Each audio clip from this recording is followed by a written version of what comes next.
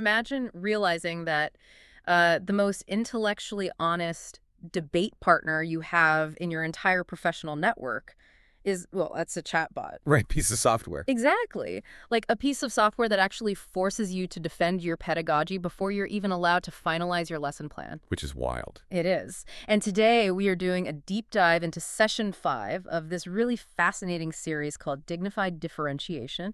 It's by Sean Smith, who is a teacher with, I think, 30 years of experience in inclusive classrooms up in Vancouver. Yeah, 30 years.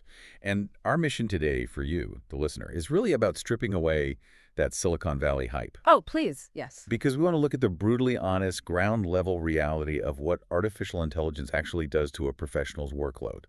What it consistently gets wrong out of the box. Right. And why a seasoned educator claims it was really the only way to make his, frankly, impossible job merely difficult. Merely difficult. I love that phrasing. And it's a crucial shift in perspective, because right now, the narrative around AI in the professional world, and especially in education, is trapped in this relentless hype cycle. Completely trapped. You're constantly promised like a revolution.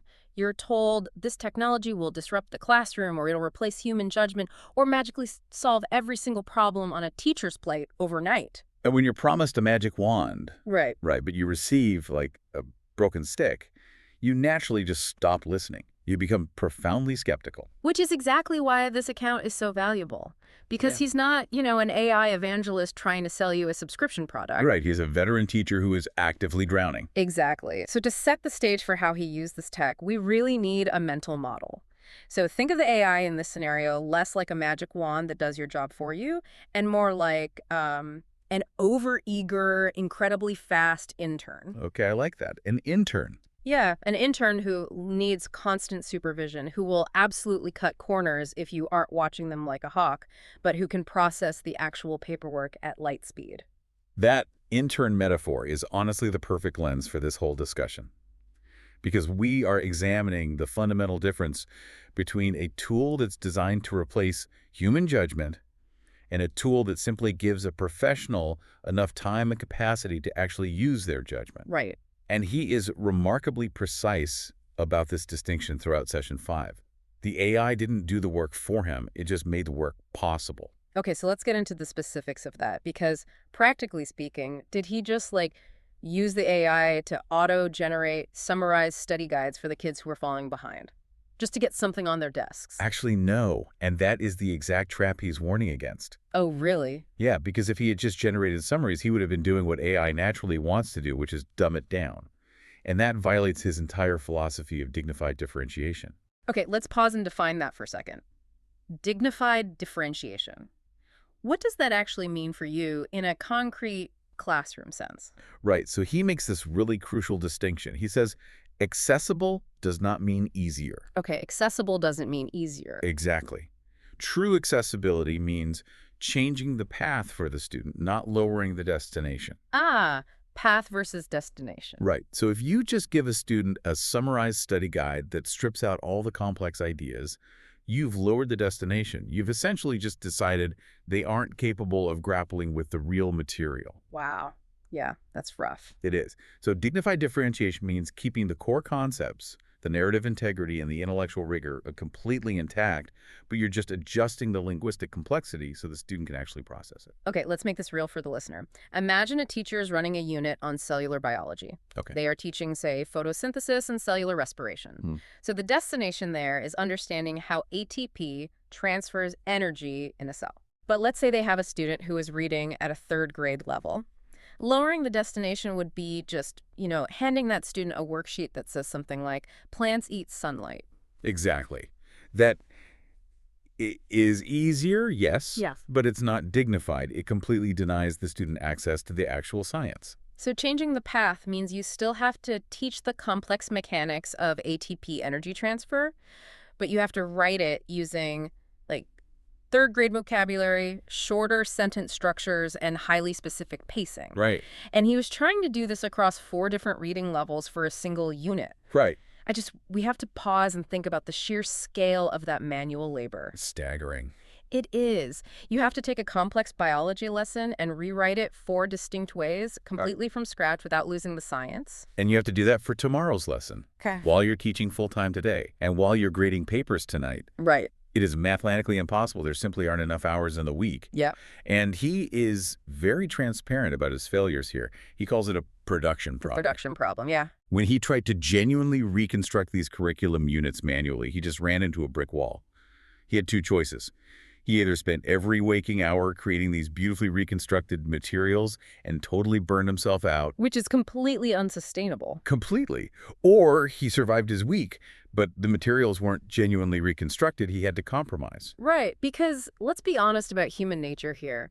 If making content genuinely accessible takes an inhuman amount of work, and you are just exhausted on a Thursday night, Which you are. the natural temptation for any overwhelmed teacher is just to cut out the hard stuff. Like, I don't have time to explain ATP synthesis in 3rd-grade vocabulary, so I guess we're just going with plants eat sunlight for this group today. And what's fascinating here is that this human temptation to just dumb it down when faced with an impossible workload is exactly the AI's default instinct too. Wait, really? The AI wants to take the easy way out too. Oh, absolutely.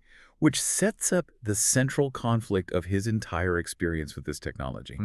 When he brought that overeager intern into the process to help solve this production problem, the intern immediately tried to cheat. Because if the AI's default is to stubbornly strip away complexity, you'd think its only value is as, like, a dumb typewriter. Exactly. So he feeds the biology lesson to the AI, asks it to make it accessible for a lower reading level, and the AI just deletes all the science. It takes the subtraction approach. Precisely. He noted that across hundreds of drafts, the AI's default setting was always to simplify by removing. Simplify by removing. Right. So it used shorter sentences, sure, but it achieved that by removing the actual ideas. It defaulted to making things easier, not accessible. Yeah. It was actively fighting his philosophy of dignified differentiation. Wow. So if he had just trusted the output, if he had just copied and pasted what the chatbot gave him, he would have been doing a massive disservice to his students. Yes. He would have been lowering the destination for them. Yes, he would have. And this is exactly why the idea of AI as some magic hands-off solution is so dangerous in a professional setting. Right. His constant intervention was forcing the AI to abandon that subtraction approach. He had to reportedly aggressively direct the revision toward genuine reconstruction. So he had to argue with it. Constantly. Yeah. He had to tell it, no, put the concept of ATP back into the text, but explain it using these specific linguistic constraints. Try again. It's like you hand the intern a complex geopolitical treaty and say, hey, make this accessible for a middle schooler. And the intern just crosses out all the big words until it reads like, the countries were mad. Exactly. That's exactly it. You have to sit the intern down and say, no, keep the treaty's core economic conflict, just change the vocabulary. Like, you actually have to fight it. And you have to know how to fight it, which requires deep professional knowledge. But, and this is key, text generation wasn't the only thing the AI was doing here. Okay, what else was it doing? He was also using it to surface research. So he was asking it to pull up things like cognitive load theory, research on ability grouping, and specific neurological profiles of students. Oh, interesting. Yeah, to help inform exactly how he structured these different reading paths. Wait, before we move on to cognitive load theory, for anyone who hasn't taken an educational psychology class recently, what are we actually talking about here? Is that just a fancy way of saying a kid's brain gets too full? Basically, yes.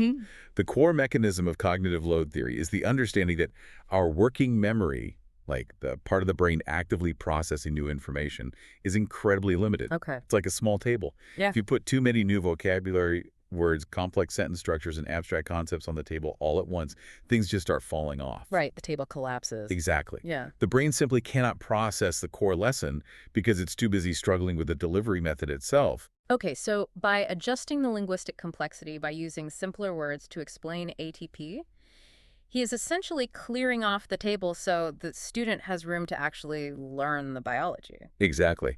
And the AI was helping him quickly pull the current research on exactly how to clear that table for different types of learners. Which saves a ton of time. Oh, it compressed the initial research time significantly. Right. But again, we see the pattern of how a professional uses a tool versus an amateur. He rigorously verified everything the AI surfaced. Right, you can't just trust it blindly. No, you can't. He used the AI to find the door, but he walked through the door and checked the room himself. He didn't just take the summary as gospel. Which brings us to the part of this deep dive that completely threw me when I was reading the source material. Yeah. Because if the AI is constantly trying to subtract nuance and you have to fight it on every single draft, you'd think it's just a stubborn word processor. But because he was forced to constantly argue with it to keep the complexity, he accidentally unlocked a completely different feature. Right. It became his debate partner. This is perhaps the most profound insight in his entire account, honestly. When he was writing out his frameworks, detailing his teaching philosophy and his pedagogical choices, the AI actually pushed back. Wait, how? What does that actually look like in practice? Like, how does a chatbot push back? Let's make this real. Imagine he is typing in his framework and he writes an instruction for the AI that says something like, Group A needs more visual cues because they are visual learners. Okay, pretty standard teacher instruction. Right. But instead of just accepting that parameter, the AI flags it. It responds with something like, wait, the concept of strict learning styles has been largely debunked by recent cognitive science. Yeah. Can you clarify what specific interventions you mean here? No way. It fact-checks the pedagogy. It literally fact-checks his pedagogy. When he slipped from making a specific observation about a student into making a broad, unsupported assertion, the machine asked him to show his work. So it forces epistemic honesty. You can't just throw out buzzwords. You have to logically connect your proposed intervention to the actual evidence. That is wild to me. It's asking better follow-up questions than most professional development workshops I've been to. It is wild, Yeah. but think about why this matters. The AI didn't add the original ideas. It didn't invent the philosophy of dignified differentiation for him. Right. What it did was refuse to let weak reasoning pass as a settled argument. It clarified the human's thought process. This highlights that vital distinction we keep coming back to. The AI didn't do the work. It acted as a foil, refining the raw material so the human judgment could sculpt it properly. Okay, hold on. I need to push back here. Okay, go for it. Because I'm listening to this and my blood pressure is rising on behalf of teachers everywhere. If I have to fight this machine on every single draft just to stop it from deleting the nuance, if I have to debate it on cognitive science just to get my lesson plan formatted, I am losing the efficiency game. At what point is managing the stubborn intern more work than just writing the 4 versions of the text myself? Doesn't the correction cost just cancel out the time saved? Well, it definitely feels that way when you're on draft 2 and the machine is still giving you garbage. Right. But you have to look at the macro level. This is the pivot point of his entire argument. The net gain here isn't perfection out of the box, it's capacity. Okay, explain that. Let's look at the math. If genuinely reconstructing that biology unit manually takes 10 hours over your weekend, and fighting with the AI to get it to reconstruct the unit properly takes 2 hours. You still have to fight for 2 You hours. still had to fight, you still had to edit, but you just bought back 8 hours of your life. Okay. So it's not about making the task take 0 time. It's about taking an impossible 10-hour task and compressing it into a manageable 2-hour task. Exactly. When he talks about dignity as a design constraint, we naturally think about the dignity of the student receiving the accessible material. But he is also talking about the dignity of the professional. Wow. AI returns time and mental space to the teacher. It doesn't make the job easy. It makes the honest human relational work actually possible. Because if you aren't spending your entire weekend manually typing out 4 different versions of a reading comprehension sheet, you actually have the emotional bandwidth to look your students in the eye on Monday morning. Exactly. You aren't operating in a state of constant burnout. You have the capacity to notice the student who is unusually quiet. You have the energy to build the relationship, to navigate a behavioral issue with empathy instead of frustration. Right. The tool absorbs the mechanical burden so the human can handle the relational burden. Oh. And this leads directly to what he explicitly calls his amber warning. The amber warning, the flashing yellow light for anyone who thinks this technology is the ultimate solution to everything. Exactly. He states unequivocally, and this is so important, AI cannot know your students. It cannot exercise the judgment that comes from being in a physical room with a child over time. Because the chatbot doesn't know that a particular student had a fight with their parents that morning. Right. Or that another student shuts down entirely if they feel put on the spot. It absolutely cannot substitute for the human relationship that makes teaching, or, honestly, any client-facing profession actually work. So the boundary of the technology is strictly the mechanical production of materials. The human directs everything else. Yes. He brought 30 years of classroom judgment to every editorial choice. He set the conceptual content. He was the editor-in-chief, basically. Right. And the machine was just generating variations based on his extremely rigid parameters. Which is a beautiful model for an individual teacher. But we have to look at the broader implications here, because returning capacity to a single burned-out teacher is a great survival tactic. But if we just stop the conversation there, we are ignoring the systemic reality that forced him to use the AI in the first place. Oh, absolutely. Because there's this massive system question lurking underneath all of this. Why was he drowning in the first place? Right. The production problem exists because teachers are handed impossible tasks without adequate time, tools, or training. The system demands highly differentiated instruction for every single student, but only provides enough prep time to write one standard lesson plan. The system itself is fundamentally broken. And this is exactly where the danger lies. Because if he uses AI to survive an impossible job, does the school board just look at him and say, well, he figured it out with a chatbot, so we don't need to hire more support staff or give teachers more prep time? Does the individual's use of a survival tool let the broken system off the hook? Precisely. It's the hero-teacher narrative weaponized by administration. Like, look at what this one incredible teacher did by working nights and weekends with AI. Why can't you all do that? It turns a systemic failure into an individual expectation. And he is acutely aware of this danger. Mhm. And layered right on top of that is the equity question. Because if you think about the real-world implications of this technology in different districts, you have to ask, who actually benefits from this capacity gain? Well, I mean, teachers who have the time, the comfort level, and the access to learn how to prompt AI effectively. Exactly. Imagine teacher A works in a well-funded district that pays for premium AI tools, provides professional development on how to use them, and encourages innovation. Okay. Teacher A learns to fight the AI, compresses their production time, and delivers beautifully reconstructed, dignified materials to their students. And teacher A has the emotional bandwidth left over to actually connect with those kids. Right. Now imagine teacher B. They work in an underfunded district where the administration has banned AI entirely out of a fear of plagiarism. Or maybe teacher B is simply so overwhelmed by their daily reality that they just don't have the 3 hours it takes to learn how to write a good prompt. So teacher B is stuck either burning out, doing it manually, or doing what we talked about at the very beginning, lowering the destination, handing out the plants eat sunlight worksheet. Yes. And you suddenly create a massive divide, not just between tech-savvy teachers and overwhelmed teachers, but between the students of those teachers. Wow. One group of students gets rigorous, accessible education. The other gets watered-down content.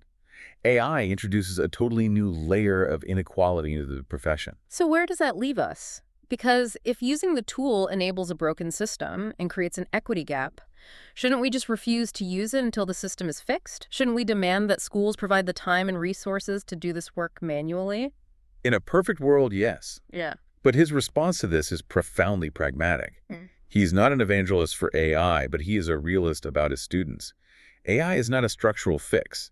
It is a practical tool that allows an individual to maintain their professional integrity today. It's the difference between lobbying the city council for a better water treatment plant and handing a thirsty person a water filter right now. You absolutely need to fight for the treatment plant, but right now today, the kid in your class just needs clean water. That is exactly it. You can't let a student fall through the cracks today just because you are waiting for a systemic utopia tomorrow. You have to survive the system you are in. Right. He is choosing the practical survival of his professional integrity over ideological purity. He is using the machine to absorb the impossible mechanical labor, specifically so he can protect the human elements of his job. Okay, so if you take nothing else away from this deep dive, remember this distinction. Yeah. AI, at least in the context of this experience, is not an education technology solution. It's not a robot tutor coming to replace human judgment. It is a capacity-restoring tool.